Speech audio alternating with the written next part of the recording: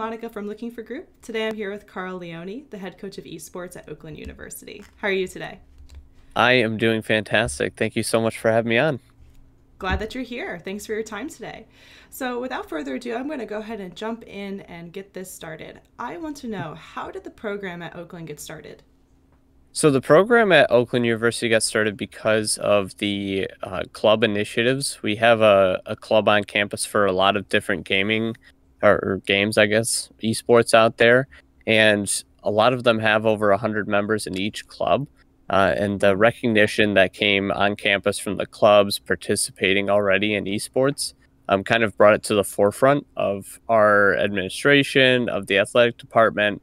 And once they saw that some other schools were already starting these programs, we just felt like it was time for Division One esports or Division One schools to jump on board. And so we went ahead and did it. We ended up being the first Division One school in Michigan to launch a varsity esports program. So I think that's really special. Yeah. Um, but so in that way, in our region, we're a little bit innovative in that way, but everybody else is catching up on board too. So I think for me personally, it's just really fantastic to see esports evolve so quickly.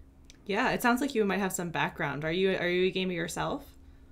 Yes, so lifelong gamer for sure. I was recruited for the 2014 Robert Morris University roster, and they were the first ones to give out scholarships for gaming. Wow. So I have a pretty interesting background in that sense that I come as an actual scholarship esports athlete.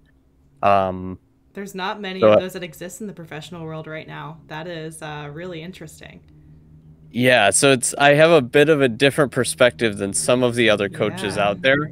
But not that one is necessarily better than the other ones, but I just think that that is an interesting thing, and a lot of my players enjoy that because I know what they're going through. I know what they've been through. So, Yeah, yeah. Everybody brings something to the table, and you bring this shared experience, I think, which is really hmm important in a different way to students. hmm So, kind of changing gears a little bit, a lot of esports programs have both competitive and casual sides. Can you tell me a little bit about your competitive side, what games they play, what leagues you're involved in, if any, and then on the other side, what your casual community is like, and if there's any integration between the two? Sure. Yep. So our competitive, we have three different games we compete in: Rocket League, League of Legends, and Super Smash Brothers Ultimate. We have one team for each with subs, so no JV teams or anything like that.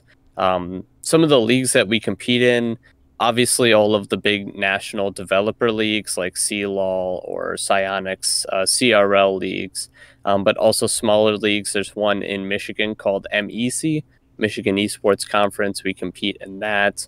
We have a few other ones lined up as well. So we have quite a bit of competition. And for me as a coach, it's my goal to make sure that we have a competition going on all year round. Mm-hmm. You know, whether it be a huge national conference or it's just a local one, making sure that we have those competitions so we're not going a month or two without any competitive matches. I think that benefits the players quite a bit. Absolutely. On the casual side, we have a separate line between the varsity athletic program and the club scene. So it is actually separate just because our athletes are student athletes, and so they get scholarships, and so they have to be officially signed into the team. But we do run events that also integrate the club into it. So we will run events that mostly have non-competitive titles. So, for example, Among Us was a title that recently Mm-hmm. we had a lot of students join in and play, and some of those were non-varsity athletes. And so we like to promote all of gaming on Oakland University's campus in general, and not just for our team. Okay, that makes a lot of sense. How many students are all together in your program? So we have 14 students in our first year here because we just started this fall. We plan to expand quite a bit year over year, so we are looking to recruit players. Awesome. So with 14 students, what is your Mhm. facility set up like? Do you have like what are the numbers of your PCs, your consoles? What kinds of peripherals do you guys have? Tell me all about the space. Yeah, so we actually have a partnership with the Renegades Pro Team, and they own a gaming facility in Michigan called Game Time. Game Time facility is about 10 minutes down the road from us. It's the largest gaming facility in Michigan. So it's quite a large facility. They have Alienware PCs with all the newest specs in there. They also have HyperX and VelociLinks as their peripherals, headsets, keyboards, mice. So it's a mix of those two brands for those. Mm-hmm. Excellent. Okay, so since it's about 10 minutes off of campus, do you guys provide transportation? How does that work to and from the facility? We don't right now, just because our first year is with COVID. Yeah. We didn't really set up plans to have players crammed into a bus or a van, something like that. So we do have the players kind of carpool if they need to, or drive on their own mostly. A lot of students on campus do have their own vehicles, so it hasn't been a problem that was brought up to my attention. But just this year, with it being, social distancing, we didn't want to cram players into a car. Yeah, very strange time to launch a program, but it sounds Right. like you guys are rolling with the punches, which is great. Mm-hmm.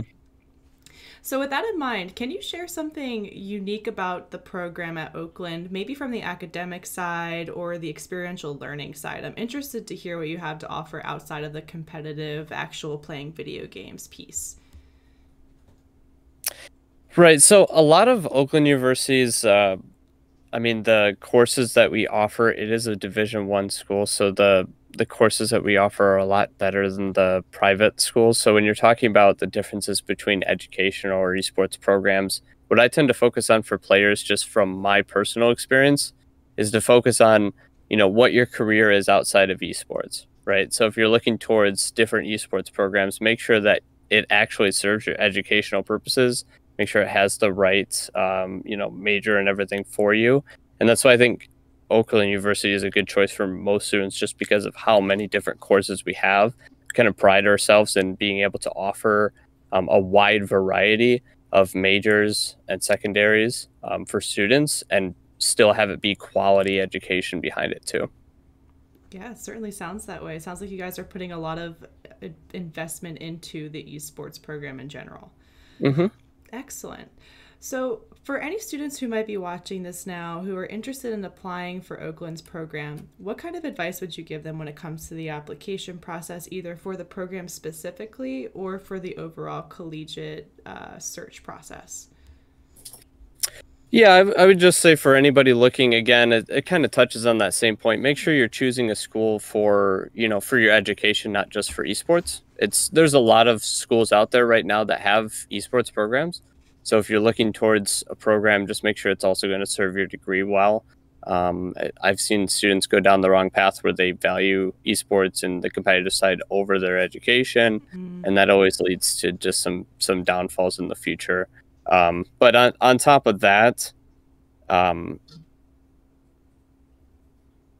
I'm sorry, if we could go back with the question, I can. Yeah, no worries at all. No, it happens all the time. I lose my train of thought like in the middle of sentences sometimes. I did. I'm so sorry. No, don't worry about it. Don't worry about it.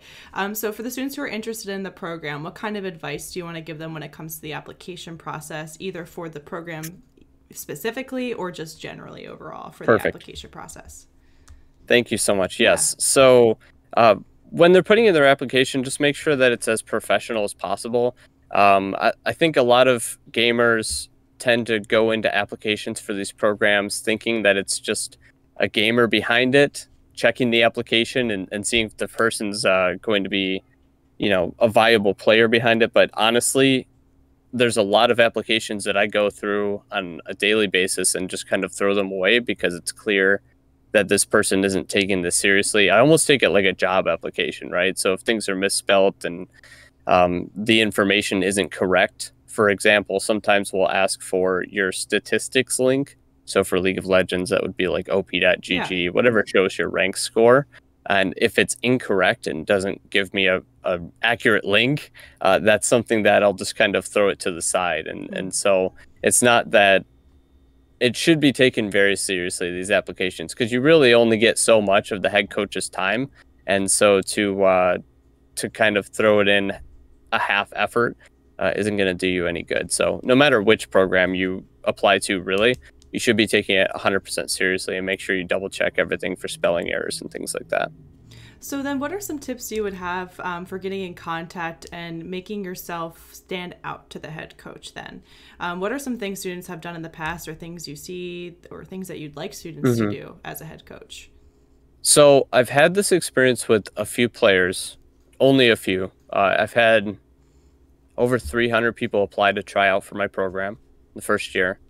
And we had two people reach out with videos of them playing while talking about what they're thinking about while they're playing. Wow. And that really stands out, especially for games that communication is key. It's a team game, such as League of Legends or Rocket League. It's really important to know that the player knows how to play the game mechanically and understands the macro of the game or the strategy of the game, but also can talk about it, because especially for Rocket League and League of Legends, it's a team game. And so you need to be able to communicate with your teammates. And so for me as a head coach, when I'm recruiting, knowing that this player is not only talented, but can kind of be a leader for my team is invaluable. I mean, I would pick somebody who is lower ranked, but can lead my team and actually be an outside of the game and in-game captain. It holds quite a bit of weight for me. Like we said, everybody can bring something to the table here. And that's something I've seen across the board with esports programs is it doesn't, you know, at the end of the day, really matter about what your rank is. It matters about what you're going to be putting into it, what's your efforts like, you know, all of these soft skills that video games also help us learn, which is great. Absolutely. There's a spot out there for everyone. You just have to put the effort in. Couldn't have said it better myself. Before we disconnect here, are there any things that you would like to mention about Oakland's program that we didn't get to cover in this interview? Yeah, I think it's really important to make sure that everybody understands that, you know, with our facility, it's an amazing opportunity to be at Oakland University, not just for the education and for the competitive program, but also just for the relationship that we have with the Renegades pro team. It's something that's just one of a kind. For us to be able to get in contact with any of the professional players or reach out to management, if people want internships at some of the companies that they partner with, we can kind of arrange that and talk with them about that.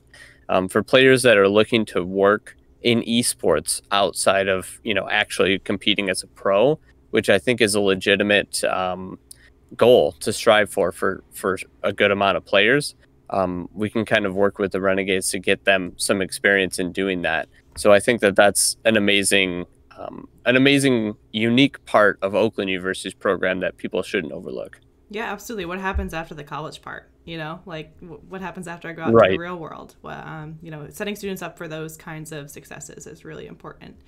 And I think it's often overlooked. Yeah. Couldn't agree It's something that I think about constantly just because I did go from, you know, being recruited for an esports program. I had colleagues that or peers that got recruited too. And, you know, like I said, some of them go down the path of thinking video games is the end all and I'm going pro no matter what. And they might neglect classes or their education, you know, or their future. And so I've seen the result of that, and it doesn't work out very well for some of those. Not to say that esports can't be a great tool for students to get an education or even to go pro. I'm not saying players can't go pro, but just make sure that you are paying attention to what your plan is outside of that, because it doesn't always happen that way. Yeah, you got to be open to the possibilities and be flexible for the future because no one can tell it, unfortunately. Yep. Awesome. Well, I think that's a really good positive note to end on. Thank you so much for your time today, Carl. Thank you. I really appreciate you guys having me on here today.